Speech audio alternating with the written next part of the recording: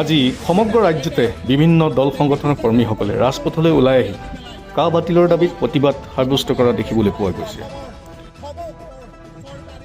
বোকাজানতো অসম জাতীয়তাবাদী যুৱ ছাত্ৰ পৰিষদৰ কাৰ্বি আংলং জিলা সমিতিৰ উদ্যোগত দুৰ্নীতি বিৰোধী যুৱ শক্তি কাৰ্বি আংলং জিলা সমিতি আৰু ৰাইজৰ সহযোগত অসম জাতীয়তাবাদী যুৱ ছাত্ৰ পৰিষদৰ কাৰ্যালয়ৰ সন্মুখত কা বিৰোধীৰে প্ৰতিবাদ সাব্যস্ত কৰা পৰিলক্ষিত হয়। শতাধিক প্ৰতিবাদকাৰীয়ে বিভিন্ন ধৰণৰ চৰকাৰ বিৰোধী শ্লোগানেৰে আকাশ বতাহ কঁপাই তোলে। যদি ৰাজ্য চৰকাৰে আগন্তুক সময়ত কা বলবৎ কৰে তেন্তে AJYCPয়ে ভয়ংকৰ আন্দোলন গঢ়ি তোলাৰ হুংকাৰ প্ৰদান কৰে। আজি অসম জাতীয়তাবাদী যুৱ ছাত্ৰ পৰিষদে কেন্দ্ৰীয় সমিতি আৰ্থিকভাৱে সমগ্ৰ অসমৰ লগতে পাহাৰীয়া জিলা কাৰ্বি আংলঙতো আজি অসম জাতীয়তাবাদী যুৱ ছাত্ৰ পৰিষদে গণ অৱস্থান ধৰ্মঘট আজি কাৰ্যসূচী কৰিছে।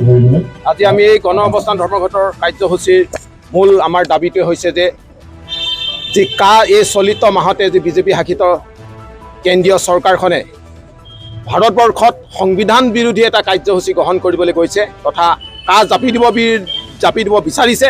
এই জাপি দিয়াৰ বিৰুদ্ধে আমি দীঘল প্ৰতিবাদ কৰিছোঁ যুৱ ছাত্ৰ পৰিষদে। আৰু আজি আমি ক'ব বিচাৰিছোঁ যে কা অসমে কেতিয়াও গ্ৰহণ কৰা নাছিলে, গ্ৰহণ নকৰে আৰু ভৱিষ্যতলৈ গ্ৰহণ নকৰে।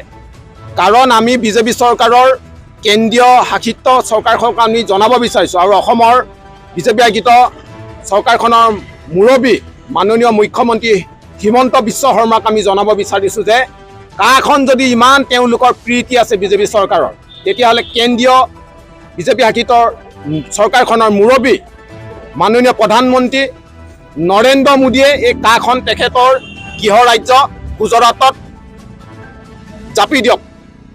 আমি ক'ব বিচাৰিছে অবৈধ হিন্দু বাংলাদেশীখিনি গুজৰাটে তেওঁ স্থাপিত কৰক। অসমে আৰু ইয়াত বিদেশী বুজা এজনো ল'ব নোৱাৰে।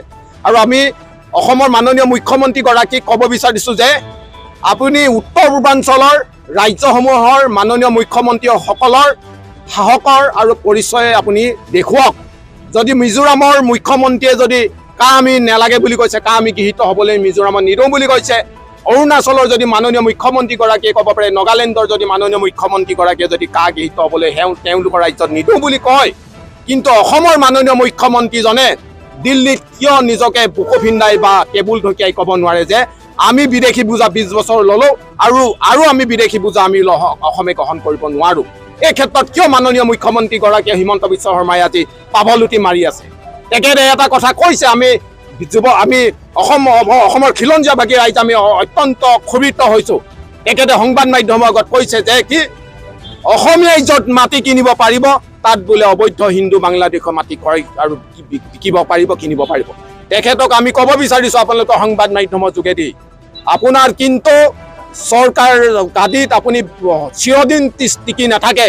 আপুনি জাতিটোক চিৰদিনৰ বাবে পংগু কৰি পেলাই ইতিহাসত আপোনাৰ নিজৰ নামটো কলংকিত হিচাপে লিপিবদ্ধ কৰিবলৈ চেষ্টা নকৰিব। সেইকাৰণে কৈছোঁ যে সময় থাকোঁতে অসমৰ খিলঞ্জীয়া মানুহৰ জাত ভাষা যি জাতিৰ যি মাটিডোখৰ প্ৰতি যে সংকট নামি আহিছে, সেই ক্ষেত্ৰত তেখেতক আমি উপলব্ধি কৰিবৰ বাবে আমি কিন্তু আপোনালোকৰ সংবাদ মাধ্যমৰ যোগেদি আমি কিন্তু তেখেতক জনাব বিচাৰিছোঁ। আৰু কৈছোঁ যে কা কিন্তু এই আৰম্ভ হৈছে।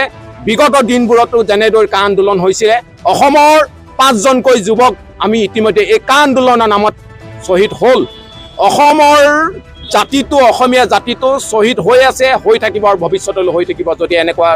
যদি জাতি ধ্বংসী সিদ্ধান্ত বাতিল নকৰে, তেতিয়াহ'লে পৰৱৰ্তী কিন্তু ইয়াতকৈ আমি কাৰ্বি আংলঙৰ সমগ্ৰ জাতি জনগোষ্ঠী লৈ পেলাই এখন গণতান্ত্ৰিক ভয়াৱহ গণ আন্দোলন গঢ়ি তুলিবলৈ আমি প্ৰস্তুত আছোঁ।